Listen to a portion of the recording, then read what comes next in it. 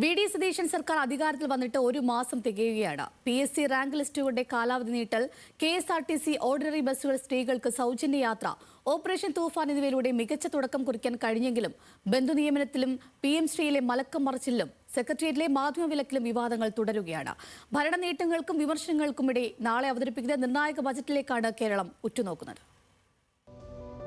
ഞാൻ കേരള സംസ്ഥാനത്തെ മുഖ്യമന്ത്രി എന്ന നിലയിലുള്ള എൻ്റെ കർത്തവ്യങ്ങൾ വിശ്വസ്തയോടും മനസാക്ഷിയെ മുൻനിർത്തിയും നിർവഹിക്കുമെന്നും ഭരണഘടനയും നിയമവും അനുസരിച്ച് ഭീതിയോ പക്ഷപാതമോ പ്രീതിയോ വിദ്വേഷമോ കൂടാതെ എല്ലാ തരത്തിലുള്ള ജനങ്ങൾക്കും നീതി ചെയ്യുമെന്നും ദൈവത്തിൻ്റെ നാമത്തിൽ സത്യം ചെയ്യും.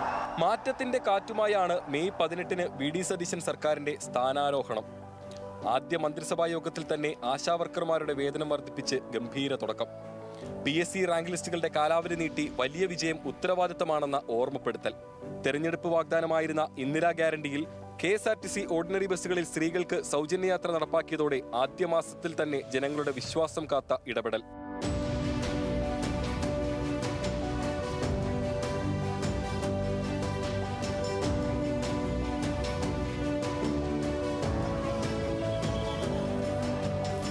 അഞ്ച് പതിറ്റാണ്ട് നീണ്ട പാരിയത്തുകാവ് കേസിന് ശാശ്വത പരിഹാരം കണ്ടതും സംസ്ഥാനത്ത് ലഹരി മാഫിയയുടെ വേരേർക്കാൻ ആരംഭിച്ച ഓപ്പറേഷൻ തൂഫാൻ നല്ല തുടക്കമായതും ടീം VDSനെ ട്രാക്കിലെത്തിച്ചു. ആലപ്പുഴ രക്ഷാപ്രവർത്തന കേസിൽ മുൻ മുഖ്യമന്ത്രിയുടെ സുരക്ഷാ ഉദ്യോഗസ്ഥരെ സസ്പെൻഡ് ചെയ്തും പ്രത്യേക അന്വേഷണം പ്രഖ്യാപിച്ചും UDF സർക്കാർ പൊളിറ്റിക്കൽ ലൈൻ പ്രഖ്യാപിച്ചു. കാഫിർ സ്ക്രീൻഷോട്ട് കേസ് അന്വേഷണം SITക്ക് വിട്ടതും പിന്നാലെ DYFI നേതാവിന്റെ അറസ്റ്റും പ്രതിപക്ഷത്തെ പ്രതിരോധത്തിലാക്കി. സംസ്ഥാനത്തിന്റെ സാമ്പത്തിക നില വ്യക്തമാക്കാൻ പുറത്തിറക്കിയ ധവളപത്രം പ്രതിപക്ഷത്തിനും ആയുധമായി. ഖജനാവിലെ നീക്കിയിരിപ്പും കേന്ദ്ര അവഗണനയും ധവളപത്രത്തിൽ പരാമർശിച്ചത് LDF ഏറ്റുപിടിച്ചു. ഇടത് സർക്കാരിന്റെ കാലത്ത് സ്ഥാപിച്ച കേരളിലെ മഞ്ഞക്കുറ്റികൾ പിടിതെറിയുമെന്ന പ്രഖ്യാപനം കയ്യടി നേടി. എന്നാൽ വാഹന മോഡിഫിക്കേഷനുമായി ബന്ധപ്പെട്ട് തെരഞ്ഞെടുപ്പ് വാഗ്ദാനം തരംഗമായെങ്കിലും ഇളവുകൾ സ്പീക്കറിലും ലൈറ്റിലും മാത്രം ഒതുങ്ങിയത് യുവാക്കളിൽ നിരാശയുണ്ടാക്കി.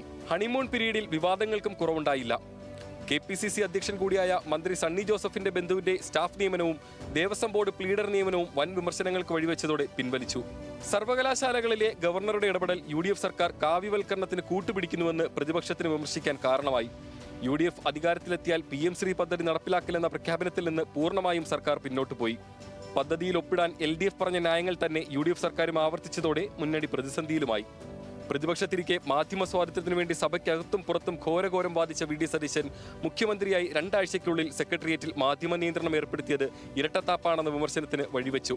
UDFന് മുനമ്പം പ്രശ്നം പരിഹരിക്കാൻ 10 മിനിറ്റ് മതിയെന്ന വി.ഡി. സതീശന്റെ പ്രഖ്യാപനവും ചോദ്യം ചെയ്യപ്പെട്ടു.